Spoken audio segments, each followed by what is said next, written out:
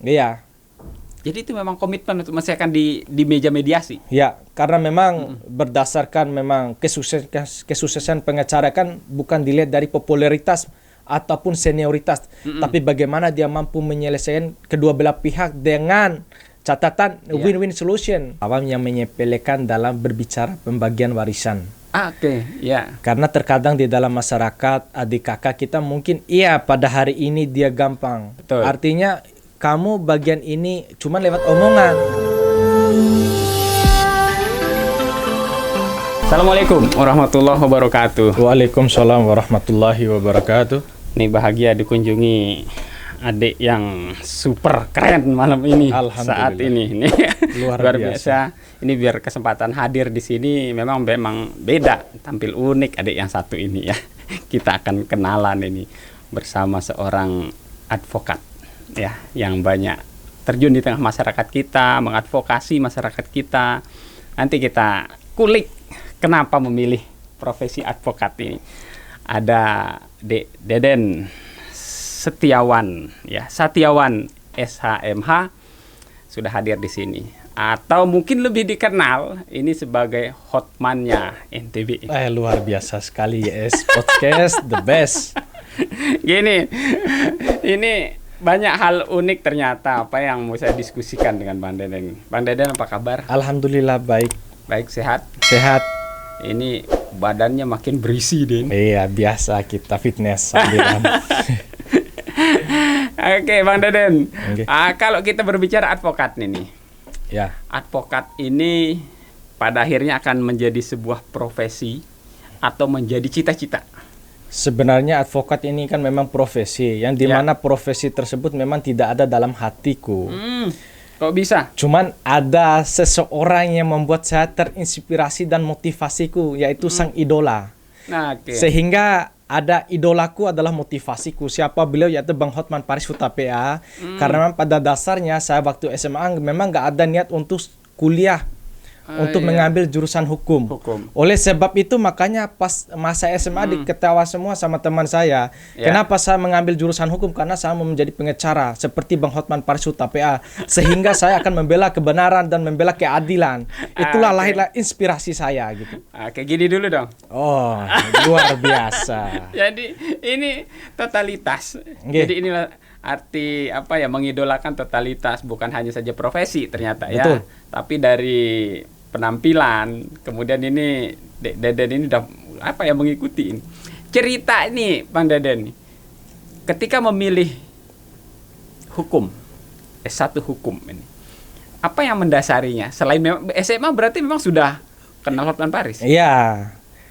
Deden melihat pas selesai SMA itu udah terfokus. Sebenarnya tujuan awal itu kan menjadi polisi. Cuman karena gagal polisi memang pernah ngikut. Tes polisi nggak lulus. Tes hakim juga nggak lulus setelah kuliah. Cuman yang membuat Deden ini terinspirasilah dari Bang Hotman Paris yang terkenal. Karena memang lawyer Indonesia. Karena memang kenapa Deden inspirasi? Karena di dalam katanya dia, sukses is when your idol become your rival. Sukses itu apabila idola kamu yang menjadi sainganmu. Deden belajar dari situ. Karena Bang Hotman Paris Hutapea pada waktu itu dia mengidolakan terhadap Adnan Buyut Nasution dan Oce Kaligis. Dua orang sekaligus. Ya. Yang bagaimana semula pengagum menjadi rival saingannya. Akhirnya dia menjadi pengacara nomor 1 di Indonesia. Makanya itulah kenapa Deden belajar dari dia. Yang semula pengagumnya Deden, idola bisa jadi melebihi daripada dia. Tapi mohon maaf sebelumnya. Tapi kan itukah hanyalah sebatas motivasi sehingga kita lahirlah semangat gitu. Oke, ini sudah jelas dia, idolaku, motivasiku. Alhamdulillah. Nah, ini jadi kiblatnya jelas nih. Nah, kalau kita berbicara, kan kalau mengidolakan seorang, pasti kan ingin ketemu. Iya. Pernah ada kesempatan nggak ketemu ini sama sang idola ini? Alhamdulillah atas izin Allah Subhanahu wa Ta'ala, karena kita memang sudah sering komunikasi dalam artian ketemu. Yang pertama waktu di Bali kita ketemu di hotel itu kan untuk bagaimana dia memberikan kuliah umum. Terus di sana Deden hadir sebagai kayak asisten dalam artian ya Deden dalam hal itu masuk terobos karena jiwa Deden tuh membara seperti katanya Adolf Hitler. Buatlah dirimu seperti teriknya matahari sehingga kamu tuh semangat seperti matahari. Makanya tidak mau tahu, yang penting Deden tuh maju tampil beda, tidak ada urusan. Terobos. Artinya kepengen ketemu Bang Hotman Paris, apapun saya lakukan. Waktu itu Deden di Lombok. Dalam hari itu sekejap Deden terbang ke Bali karena memang S2-nya di Bali juga. Kesempatan ini. Makanya life is short, break the rules. Hidup akan singkat, jangan bikin kaku. Oleh sebab itu, momen yang tepat. Makanya Deden ada di channel YouTube Deden Setiawan SH bersama Bang Hotman Paris. Kelihatannya itu lagi kawal beliau. Padahal saya masuk terobos saja waktu itu. Luar biasa. Keberanian yang luar biasa ini. Berada di dalam barisannya Bang Hotman Paris ini. Ya, luar biasa. Terus ketemu keduanya lagi seperti yang dibilang sama Bang Hotman Paris tapi dalam YouTube yang dia keluarkan ada 5 kunci suksesnya pengacara atau lawyer katanya dia. Yang pertama harus motivasi yang jelas. Sehingga kita tuh terarah. Yang kedua ada tujuan yang jelas. Yang ketiga harus punya nyali. Kenapa harus kita punya nyali? Karena memang di dalam tujuan yang jelas itu pindah dari daerah ke ibu kota. Itu sudah Deden lalui semua. Terus yang keempat harus punya kerja keras. Yang kelima yaitu penampilan, yaitu berani tampil beda. Sampai hari ini Deden berani tampil beda. Mau orang ngomong A, B, C, D, nggak ada urusan. Yang penting Deden masih di dalam arena yang bagus. Ini yang poin 5 mau saya tanyakan ini. Berani tampil beda. Berani tampil beda. Apakah itu langsung ditunjukkan dengan kostum ataukah gaya atau seperti apa Bang Deden? Sebenarnya ada beberapa hal yang kita harus ketahui. Walaupun kita mau gaya kayak gimana, memang kalau postur tidak mendukung nggak bisa. Karena memang yang pertama, Deden sekarang lebih fitness karena memang supaya badan tuh kekar, sangar, supaya kelihatan agresif juga. Yang kedua, kenapa harus penampilan? Ketika kita menangani kasus misalkan untuk meyakinkan hatinya klien, dari penampilan saja sudah meyakinkan. Nomor 2, kecerdasan. Cuman yang pertama bagaimana cara kita beretika yang baik. Kecerdasan emosional dulu, baru kecerdasan intelektual. Ketika kita mengedepankan kecerdasan emosional, insya Allah tidak ada yang tidak bisa selesai. Berarti ada ciri khusus. Ada ciri khusus untuk pendekatan. Pendekatan. Ada kasus hal-hal unik nggak yang ditemukan ketika nih bergaya seperti ini? Ini penuh nih. Penuh. Nah, kemudian dilihat ini oleh teman-teman yang lain. Apakah ada yang langsung spontan memanggil seperti itu? Bang Hotman gitu. Deden juga kan dalam hal ini karena nggak bisa untuk menamakan diri Hotman Deden NTB, nggak bisa. Karena ada beberapa orang sampai Deden screenshot dan buktinya ada di HP sampai sekarang. Saya lihat Abang Deden nih, yang pertama ceweknya di mana-mana. Mohon maaf sebelumnya karena jiwa saya itu humoris, welcome dengan siapapun. Itu ngikut Bang Hotman juga. Iya. Cuman kan tidak bisa dipungkiri, itu kan mengalir dengan sendirinya tanpa kita sadari. Yang kedua memang setelah Deden waktu SMA kan hobi pakai cincin, cuman belum cincin berlian dan emas waktu itu, masih cincin batu aki. Terus kenapa sering pakai cincin? Karena sudah menjadi hobi, karena penampilan masuk oke gitu. Terus kenapa kita bisa sampai sekarang penampilannya harus oke? Karena memang lahir dari waktu lahir saja memang sudah rapi, tidak bisa kita pungkiri. Memang hanya legalitas pas menjadi pengacara saja kelihatan. Disempurnakan. Penampilannya memang tinggal poles dikit aja ya, nggak terlalu capek molesnya sehingga jadi seperti ini. Ini sangat luar biasa nih, Bang Deden. Dalam karir advokat, jadi banyak yang saya lihat memang teman-teman advokat ini mengawal kasus-kasus yang memang kadang-kadang orang melihatnya itu kalau berbicara dapat Nah, ini kalau berbicara dapat itu. Tapi teman-teman itu dengan sukarela mengawal kasus itu demi kemanusiaan, kebaikan bersama. Nah, apakah Bang Deden ini ada nggak dulu sebuah menemukan sebuah keadaan sehingga betul-betul tergugah gitu, sehingga saya mau jadi seperti itu, yang ingin membela. Pernah menemukan momen nggak kayak gitu? Kalau berbicara momen, otomatis momen itu banyak. Karena memang di dalam kehidupan bermasyarakat, bersosial, dan bernegara. Kenapa Deden juga mengambil jurusan ini? Karena memang dipanggil hati nurani untuk membela kebenaran dan membela keadilan. Via justiriat kolom dan via justiriat mundo, sekalipun esok langit akan runtuh, dunia besok akan musnah, bahwa keadilan harus tetap ditegakkan. Sehingga terjadi pro kontra terhadap orang tua karena orang tua khawatirnya kalau kamu jadi pengacara nanti kamu takutnya uang ini itu ya, itu dikhawatirkan. Sempat ada perdebatan. Sempat perdebatan sampai sekarang pun. Karena kenapa? Deden kan orangnya keras, tegas juga karena memang demi profesi apapun siap. Sampai Deden mau keluar rumah juga waktu itu. Aduh. Iya, saking pusingnya karena memang harus menunjukkan jati diri inilah Deden. Ya. Karena persoalannya jangan sampai kita menganggap enteng bahwa orang tua kita hebat, dalam artian memang orang tua saya itu tuan tanah, mohon maaf sebelumnya. Jadi apapun hasil, walaupun sekaya apapun orang tua, nanti dibilang itu kekayaan orang tua, bukan kekayaan sendiri. Walaupun 1000, 2000 saya dapatnya, inilah Dedennya sesungguhnya. Makanya saya akan menunjukkan jati dirinya. Apalagi ketika kita berbicara hairun nas anfahum linnas, sebaik manusia kan bermanfaat bagi orang lain. Lebih dari itu katanya, kenapa kamu menangani masalah walaupun tidak ada uang? Saya prodeo, apapun itu. Tujuan kita profesi, tujuan menangani masalah orang, tujuan semata-mata untuk mencari uang. Kan itu tujuan manusia. Akan tetapi ketika memang nggak ada uang, mau bilang apa? Karena memang fa inna ma'al usri yusran, inna ma'al usri yusran. Di balik kesulitan pasti ada kemudahan. Di balik masalah pasti ada solusi. Artinya kan terlepas daripada itu, tunjukkan jam tayang, tunjuk jam terbang, rezeki akan mengalir dengan sendirinya. Luar biasa. Itulah prinsip jika kerja ikhlas. Alhamdulillah. Membantu pada akhirnya tanpa terlalu ngoyo, terlalu maksa. Pada akhirnya ngikut juga yang lain itu Bang Deden. Iya. Dalam pengalaman Bang Deden, selama ini kan salah satu tadi kunci sukses itu adalah menurut Bang Hotman, itu harus pindah ke ibu kota. Iya. Ini bagaimana melihat, saya menggelitik juga poin itu gitu. Kenapa sih harus kita pindah ke ibu kota untuk mencapai sukses seperti itu untuk seorang advokat? Berdasarkan statement Hotman Paris Huttar PA, karena memang Tian juga belajar, karena memang kenapa harus pindah ke ibu kota, karena memang kasusnya kan memang kasus berat, artinya dalam artian memang menghasilkan uang yang banyak, karena kasusnya besar-besar. Kalau kita di wilayah daerah, mohon maaf sebelumnya, memang kasusnya ece-ece, sehingga hasilnya ece-ece juga. Kadang ada yang besar, ada yang banyak, tapi tidak semata-mata banyak juga. Sehingga kenapa Deden harus terjun ke Jakarta walaupun dalam waktu yang singkat, supaya ada perbandingan, ada jam tayang, ada jam terbang, bahwa inilah kita pernah menjelajahi semua gitu. Sehingga lahirlah semangat kita di situ. Nah, ini yang penting. Jadi lahirnya semangat itu karena kita pasti banyak bercerita kan, ke klien. Saya pernah kasus-kasus ini. Jadi kalau kita bahasakan seperti ini, kita berbicara berdasarkan portofolio. Iya, betul. Iya, di CV kita dengan kasus yang diselesaikan.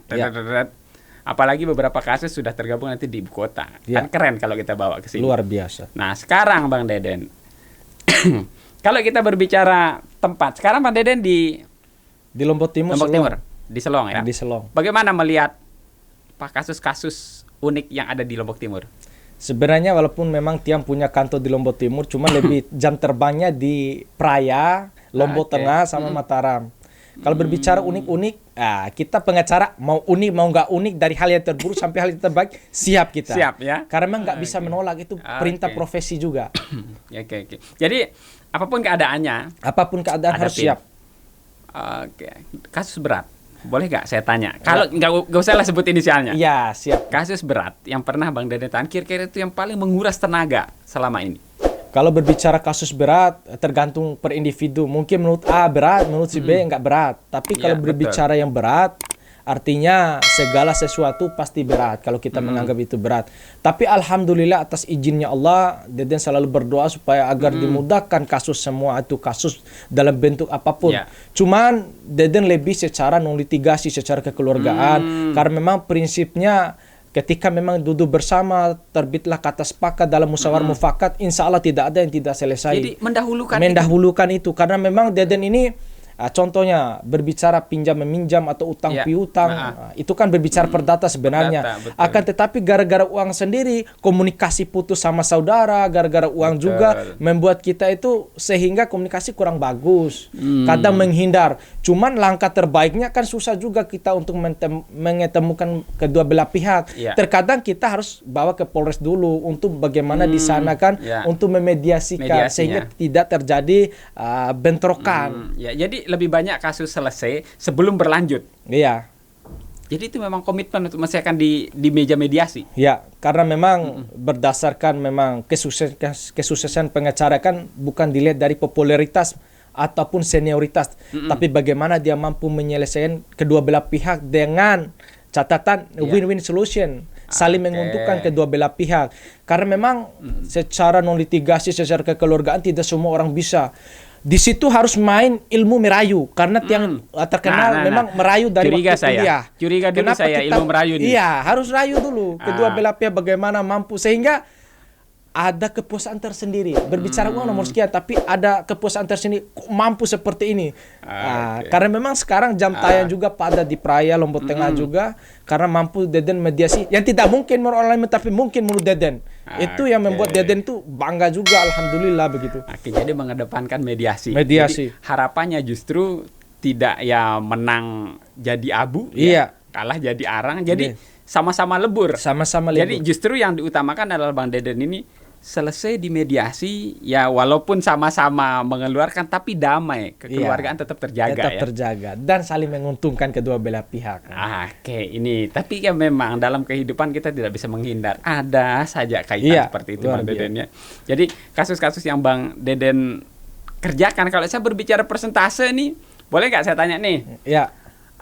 Kasus yang berbicara proyek besar dan yang berbicara kemanusiaan itu kira-kira kalau kita persentasekan berapa itu? Kalau kita berbicara mungkin menurut orang lain tuh kok begitu, tapi kelihatan Deden kan karena memang jiwa humorisnya ada nggak ada susah-susah tetap kelihatan senang, karena dari penampilan, dari memang mobilnya gonta-ganti juga kelihatan banyak aja. Terkadang kenapa Deden harus menunjukkan foto kuasa sama uang, walaupun Deden tunjukkan uang banyak, untuk menunjukkan bahwa ini kan sudah selesai kasus orang mampu Deden tuntaskan. Ada kebanggaan tersendiri. Kalau berbicara artinya maksimal atau minimalnya, atau memang kasus kakap mendapatkan memang banyak hasilnya. Kalau prodeo banyak, yang gratis juga banyak. Cuman Deden bilang kan, ya namanya kita kembali Hairunas Anfom Linas, karena memang seperti Deden bilang tadi, sebaik-baik manusia kan bermanfaat bagi orang lain. Karena memang berbicara profesi advokat adalah officium nobile, profesi yang mulia. Di mana mulianya kalau memang sekiranya harus ada uang terus. Karena memang itu harus Deden menunjukkan, disitulah letak profesinya officium nobile. Karena memang semoga yang kita lakukan bernilai ibadah, semuanya bernilai ibadah. Karena pakai konsep Allah juga. Oke, sepakat. Sekecil apapun, keringat sekecil apapun itu semoga bernilai ibadah. Saya sepakat Bang Deden. Jadi dengan profesi Bang Deden ini semoga satu banyak membantu masyarakat. Kemudian Bang Deden banyak dikenal. Dengan demikian itu ibadah semua. Itu akan menjadi catatan. Oke, terakhir Bang Deden untuk masyarakat kita. Nah, Bang Deden bisa ngadep ke sini nih. Imbauannya untuk masyarakat kita mungkin yang berkasus atau apa, silakan. Himbauan kepada masyarakat, khususnya masyarakat awam yang menyepelekan dalam berbicara pembagian warisan. Karena terkadang di dalam masyarakat adik kakak kita mungkin pada hari ini dia gampang. Artinya kamu bagian ini cuma lewat omongan, bukan lewat secara hukum. Artinya pembuktian berupa surat-surat. Sehingga waktu itu kan mungkin anak-anaknya lagi hidup bahagia, belum susah. Pada saat dia susah, dia ngungkit semua, inilah harta warisan orang tua saya sampai sekarang. Artinya untuk kedepannya bagaimana harus jelas terhadap pembagian terhadap anak-anak, supaya bagaimana terhindar dari masalah di kemudian harinya. Itu harapan. Jadi sejak awal harus diselesaikan secara hukum, secara pembagian gitu ya. Supaya orang tua juga adil terhadap anak-anak juga gitu. Oke, sangat luar biasa. Terima kasih Bang Deden. Semoga banyak didengar masyarakat kita di Nusa Tenggara Barat terutamanya. Bermanfaat sekali saran Bang Deden. Ini demi kebaikan bersama. Demi kebaikan bersama. Oke, sahabat Yes Podcast. Demikian yang bisa saya bahas. Banyak cerita tadi, banyak inspirasi yang diberikan oleh Bang Deden. Semoga saya berdoa juga buat Bang Deden sukses di karir ini, banyak memberi manfaat. Anfa'uhum linnas tadi. Oke, untuk masyarakat kita. Oke, demikian. Assalamualaikum warahmatullahi wabarakatuh. Waalaikumsalam warahmatullahi wabarakatuh.